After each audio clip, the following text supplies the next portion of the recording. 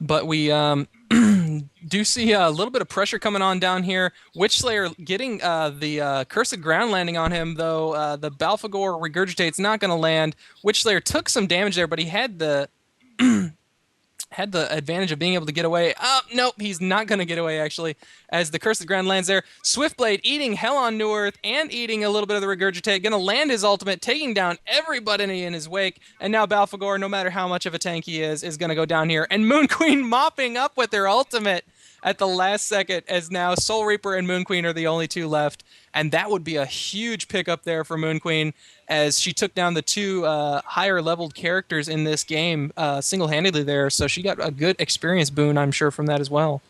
Yeah, well, I mean, your psychic powers are definitely playing you very nicely here. You're about a second ahead of me, but it's all cool because, I mean, that was really a good idea for her. She came in at the end, was able to use that ult perfectly, but at the same time, you could criticize her for, you know, not being there during the integral parts of the fights, not getting it off earlier. Because, I mean, the mini stun makes a huge difference, believe it or not. I mean, if you just get slightly off of your, for example, queued actions, I mean, it really can screw over someone. But the Curse Ground did indeed go off on that Witch Slayer, but he got miniaturized off before really that ward could do super amounts of damage. But I do think he did die to that Cursed Ground, did he? Yes, he did go ahead and die to the Cursed Ground there as he ran. He made it almost to their side of the river there, and he went ahead and decided to lay back into his grave. Yep. So, I mean, some I really... did go ahead and pause there for a second or two, so we should be back to sync here. 23 minutes, 30 seconds. That's what I'm at. Yep, I'm right there. Sounds good. But yeah, I mean, just quick reactions time. I mean, as soon as he got stunned in the Cursed Ground, he kind of knew what was coming at him. So he threw out the miniaturization, and I mean, that was good game right there for that Voodoo Jester. Good times, good times. Alright, so ward placements are actually being kept up, which is cool. But even two wards of sight on the bottom for Hellborn. It's kind of weird. Or, sorry, yeah, Hellborn. But, yeah, whatever. Buddy. Nobody likes to be alone on the top of cliffs. Yeah, and we do have Swiftblade going ahead and finishing up that Firebrand of his there. Picking that up, and haven't noted too many other Mighty Blade pickup on Soul Stealer, so he's going to be most likely going for BKB. Shrunken Head, yep. And I don't... Oh, yeah. Sorry, no I'm still in Dota hey, mode. No, don't worry. It's all good. And then Soul Reaper has Shaman's Headdress there picked up for a little bit extra magic res, as he is a little bit of the squishier of their team and doesn't want to eat the Balfagor Barf, the Slither Poison, or the Glacius, or Moon Queen, or just about anyone on that team, as they all dish out massive amounts of magic damage. That's for sure going to be going to a Barrier Idol. Like, oh yeah, for his team there, that would be a huge pickup to be able to eat 400 damage of all of their damage. That would be the 400 damage shield, plus, of course, spamming his judgments for all those heals plus the damage. I mean, it's just really a great pickup for him overall. Yeah, and Balfagor looking to do likewise as he's continuing his tank build and has picked up Mystic Vestments. We can only imagine he's going to go ahead and continue with that. And Balfagor, he's showing a little bit of his pushing power here, summoning forth the minions. He's not going to stick them on that tower, though. He's using them to keep that creep wave busy, as unfortunately Witchslayer takes down all the minions. He catches the Voodoo Cask here, and we have Soul Stealer blinking in, throwing down his ultimate, not to any terrible effect. Balfagor throwing down a nice Hell on New Earth, but unfortunately not going to be enough damage coming out there to take down Soul Stealer, who was just dishing it out from the very beginning of that fight. And Purple going down to... Moon Queen. Moon Queen. Yeah, he was... Oh, did he turn around with the nuke? No, he was chasing Glacius. Really wanted that blood. I mean, as I said, all I remember is the Red Room. Yeah. Red Room. Yeah, that's all they see. But yeah, Moon Queen actually coming pretty close to... Wait a minute. What is she picking up there? Well, she went ahead and grabbed a Warhammer to go with her Mighty Blade. Which is the ingredients for a Shrunken Head. Shrunken Head? Oh, okay. My bad. I'm just... Not sure why that didn't pop to mind. But yeah, she is continuing to work on that Shrunken Head, but that extra damage going to be playing a big role in her ability to life leech, as she is now 193 to 199 on her DPS. So she'll be able to heal up pretty good there in those big team clusters like that, as I think she just survived that last big team fight, so showing a little bit of promise there. Her ultimate is down, so she did manage to get that off. Just give me 1 second here. Okay, all good, no worries. Yep, so yeah, she definitely survived, even saving Glacius. So I think it was a 3 for 3 for the last fight, but it definitely helps her farm when she can take out the top earner of their team. So Dagus playing that Swiftblade was too greedy, thought he could get that Swiftblade before getting out, but she had other ideas. But yeah, Belphegor throwing out his minions, just kind of letting them free roam. Definitely should have been centering a lot of damage on this tower, simply because, I mean, minions come and go, but towers need to die at this point in the stage. I mean, the Hellborn are down in both experience and gold. It is almost 10,000 apiece that the difference is at. So, I mean, this tower could definitely be a good boost to their income, and one that they kind of really sorely need. I mean, we're hitting the 30-minute mark, and really, what do we have? We don't really have many completed items whatsoever. Okay, fine, we have a Shrunken Head just now picked up on a Moon Queen, but that's like their most prominent item that they have to show for it. Yeah, and Moon Queen, of course, being the dominant member on their team like she needs to be, with 484 experience per minute and 312 gold per minute, but still, not any way outshining the 575 and 540 experience per minute coming from Soul Stealer and Swiftblade. Yeah. I mean, I've always said in previous casts, if you can outfarm a Soul Stealer, it's good game. But I mean, more often than not, that's a lot more theory than really people can do. So, I mean, those Demon Hands just farm so well. Like, creep stack, triple stack, no problem. Lots of creep buildup, no problem. All that kind of stuff. So, yeah. What's Andromeda doing? I do not know. I think she went down there to throw up a ward, and yeah, I don't think that she even managed to do that. But no, she doesn't have a ward, so I don't know what she was doing. These two buddy wards are about to expire, 38 seconds, 39 seconds. But so they'll go off to the afterlife together. It's kind of like, is that just miscommunication? Both TY players putting a ward at the exact same spot at almost the exact same time. Yeah, I wouldn't imagine that there would be any sort of a strategy behind throwing those two there unless they're looking for a micrometer of vision in one direction versus the other. Micrometer. Oh, what is Dagius doing? He destroyed a tower. Is now going to be putting some pressure up on top, and basically he's done. Oh, Galvia, you disconnected again. But no, he's not going to be pushing up there because, I mean, like bees drawn to honey. It's just like, ooh, look, a squishy Swiftblade to go munch on. So, but I mean, with that tower gone, I mean, this tower's not going to get chipped away over time. So, mission accomplished.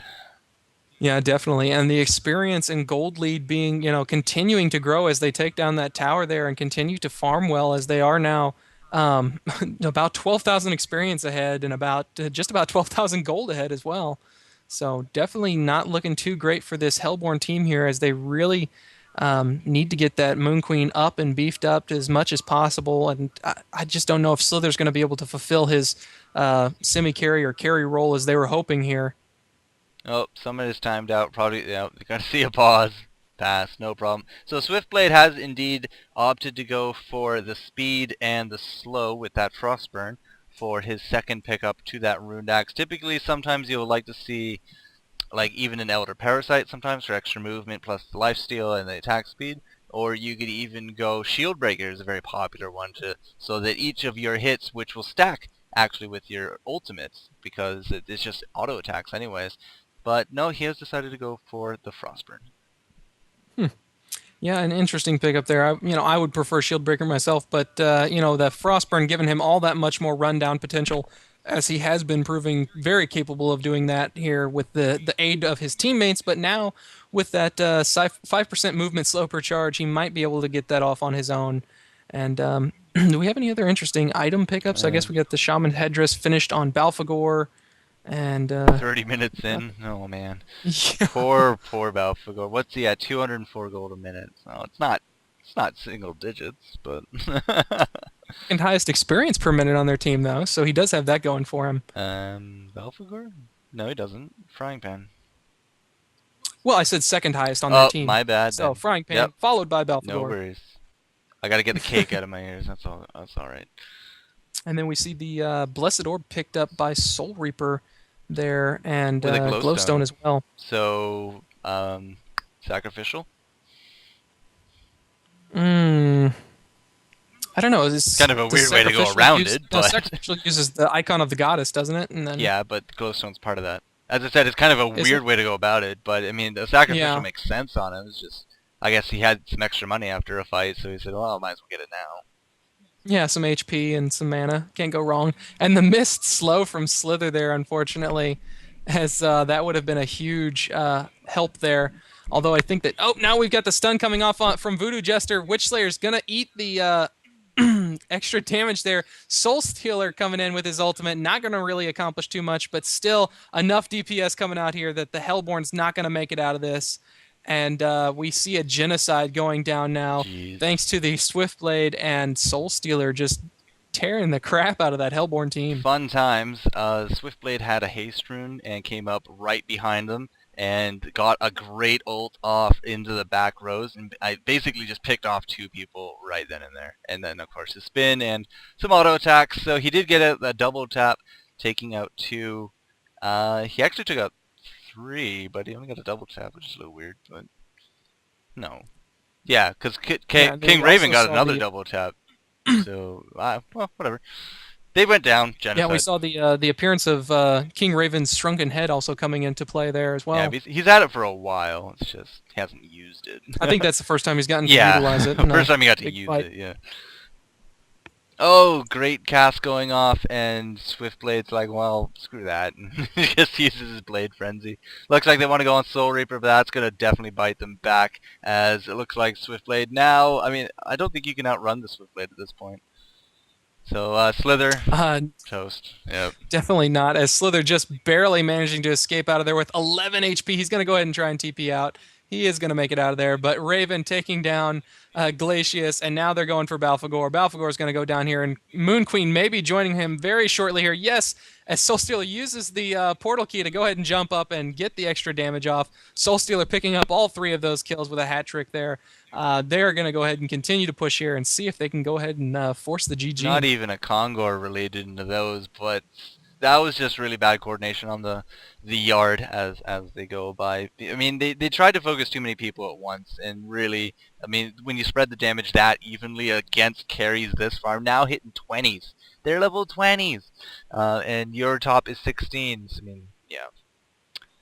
Yeah, they kind of scattered. Each one of them had their own agenda, it seemed, and you had Voodoo Jester over here on the far right, who was trying to land a cursed ground on Swiftblade, who ended up taking him down pretty quick, and Slither was ducked off to the left, so they ended up dividing their forces there, leaving Balfagor to end up tanking. So definitely not a good. Not a good show of coordination coming from them, at least in that fight, and not really a tremendous show of it so far this game. As DRD has been showing throughout this entire match their relatively good synergy and coming in together as a team with the blocking and everything. Just gonna ask you for 1 second. Okay, 1 second gone. This is you're rolling around in cash when Swiftblade can afford a Sword of the High. So I'm wondering if he's just gonna go. I mean, it's Dagus and it is DRD, so I'm gonna say Doombringer. I'm gonna say they're gonna get Doombringer at this point. Yeah. I would definitely not put that beyond DRD, as they are most likely probably going to go ahead and try for that. I'm not even sure if they're going to continue to push until they finish it there. That would be a good show of good gamemanship there. Yeah, no, these guys are definitely well-mannered and all that. But hey, it's a spectator sport and people love drama, so thank you very much for all the drama that you provide us. Anyways, all that aside, Soul Stealer, after all those great, double taps, triple taps, wow, he had enough money for that demonic breastplate. I was going to say he's making a demonic breastplate. Proves me wrong. He has now a demonic breastplate, which is ridiculous. What's his gold per minute sitting at? 447. What's Swiftblade sitting at? Nearly 500. I don't think you could ask for like a more better game for them, a more perfect game. Oh yeah, they're definitely, and look at that stack there, a triple stack coming out for Swiftblade with the help of Witchslayer there, and he's just gonna nom those guys down there, and they're just trying to get him that Doombringer, I guarantee you. 591 crits. That's a lot. So yeah, Doombringer would put it up at what, another 150 damage or so. So multiply that by 2 and a bit is what, 900 crits ish. There it is. There it is, Doombringer. Oh, DRD Dagus, I love you. And a double damage rune. Oh my! I have to see what this guy crits. Come on, crit something. Just hit something. I don't even care about the other kills. Crit something. Crit. Crit. Crit! I mean,